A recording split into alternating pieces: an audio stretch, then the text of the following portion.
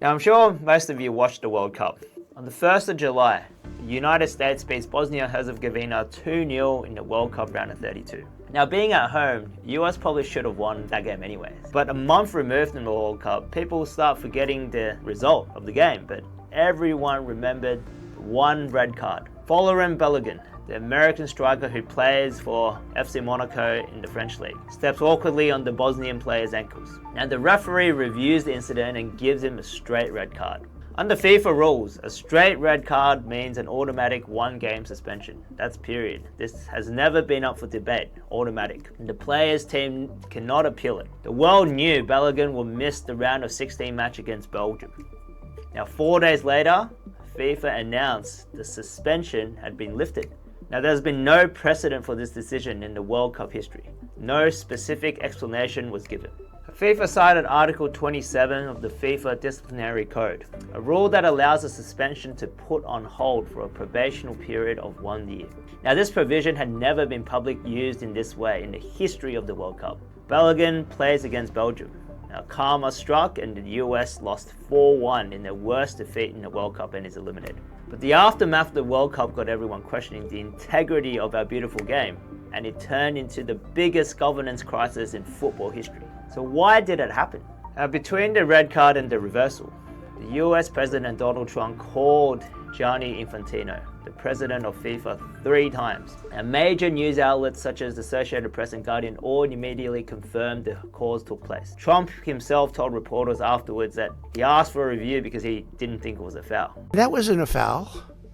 That wasn't even an infraction. That was 2 guys running full speed that happened to crash into each other. Trump knows football. He then posted on his Truth Social and thanked FIFA for doing what was right and reversing a great injustice. Infantino said he regularly discussed World Cup matters with the President of the United States. I'm not sure if he did that with Biden. I mean, Biden probably wouldn't remember it anyways. Person eligible for what I've been able to do with the with the COVID.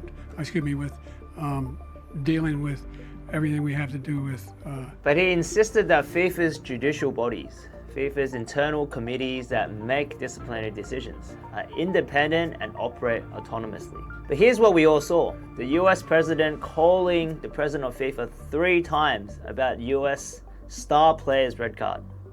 Now the red card is reversed using a rule that had never been applied in this May, and there's no explanation provided beyond a procedural citation. UEFA, the governing body of European football, which represents 55 European nations, called the decision unprecedented, incomprehensible, and unjustifiable. They said FIFA had crossed a red line. Now, the Belgian Football Association filed an appeal to have the original suspension restored. FIFA declared the appeal as inadmissible. Sepp Blatter, the former FIFA president that got replaced by Infantino, called him out publicly on social media that red cards can't be overturned by political phone calls. Now the irony of this is someone who had his own issues with corruption and the reason why Infantino replaced him in the first place. But here's the thing, Infantino isn't that stupid, right? He's a former lawyer, held the top job of FIFA for 10 years and navigated through the biggest corruption scandal in sporting history, and came out on top as president. So why would he do something so seemingly obvious? Now back in May 2015, the US Department of Justice charged 14 FIFA officials with racketeering, wire fraud, and money laundering. This was the biggest corruption scandal in the history of world sport. Infantino was actually part of the reform committee that established to clean up FIFA after the scandal. He had the full support of European and North American football federations as the anti-corruption candidate. His election in February 2016 was celebrated as a genuine turning point. I mean, he's the anti-corruption guy. That was 10 years ago. And this is what happened since.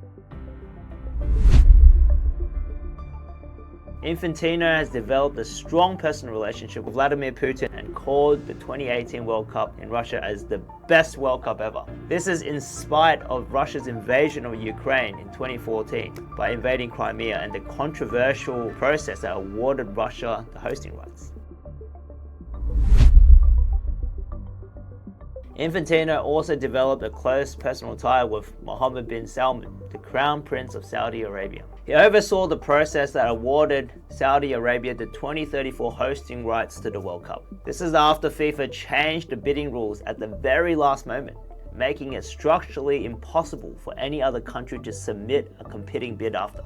Australia, which had been preparing a bid, was blindsided by the backdoor maneuvering between FIFA, Saudi Arabia, and the Asian Football Confederation. FIFA then signed a sponsorship deal with Saudi Aramco, the state-owned oil enterprise of Saudi Arabia, after awarding them the World Cup. Now that's a straight-up business deal. Infantino publicly defended Qatar during the 2022 World Cup. What we Europeans have been doing in the last 3,000 years around the world, we should be apologizing for the next 3,000 years before starting to give moral lessons. The tournament was built on a forced labor system, the kafala system, that tied migrant workers to their employees with almost no legal protection. Roughly 6,500 workers died in Qatar in the years leading up to the World Cup, cited by reports. Infantino was named in the Panama Papers, a massive leak of financial documents in 2016 that revealed hidden offshore dealings by politicians, public officials, and business leaders around the world. FIFA's own ethics committee investigated him for holding undisclosed meetings with Michael Lauber, who was then Switzerland's Attorney General and whose office was investigating football corruption. Now, both men denied wrongdoing. The committee cleared Infantino in 2020. However, the questions never fully went away. And then there's Donald Trump. For the past 2 years, they've been spotted at multiple public appearances together, including at the Kennedy Center in Washington in December 2025. 3 phone calls later, a red card was overturned for the first time in World Cup history. And 2 weeks after that, the two of them stood side by side presenting the World Cup trophy to Spain, a symbol of fair competition handed over by 2 men who had just shown the world that the rules don't apply equally. Which leads to where we are today. 10 days after Spain lifted the World Cup trophy in New Jersey, Infantino announced a plan that stuns the world. FIFA would create FIFA Forward Enterprise, a brand new subsidiary company that FIFA would take control of the World Cup's commercial operations. That's broadcasting rights, sponsorship deals, ticketing, licensing, everything that generates revenue from the tournament. And Infantino's plan is to sell 20% of the stake in this subsidiary to private investors. And the valuation placed on this investment was worth $20 billion. The lead investor lineup for the deal was Thrive Capital, a venture capital and investment firm which was run by Josh Kushner, the brother of Jared Kushner, who is married to Ivanka Trump, Donald Trump's son-in-law. Now pause on that connection.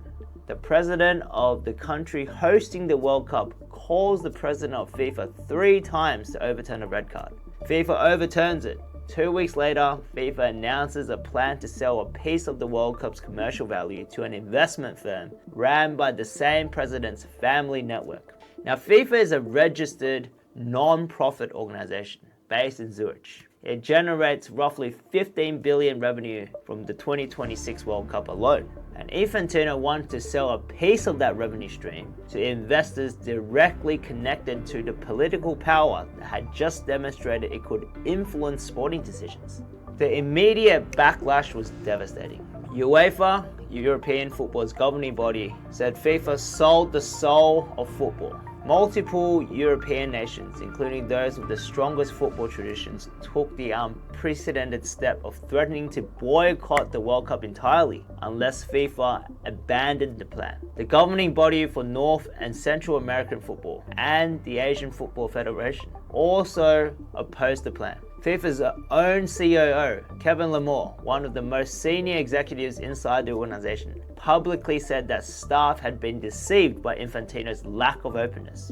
He called the privatization plan the project of one person and said staff deserve better than contempt and intimidation. Carlos Cordero, one of Infantino's own senior advisors and a former banker, resigned in protest.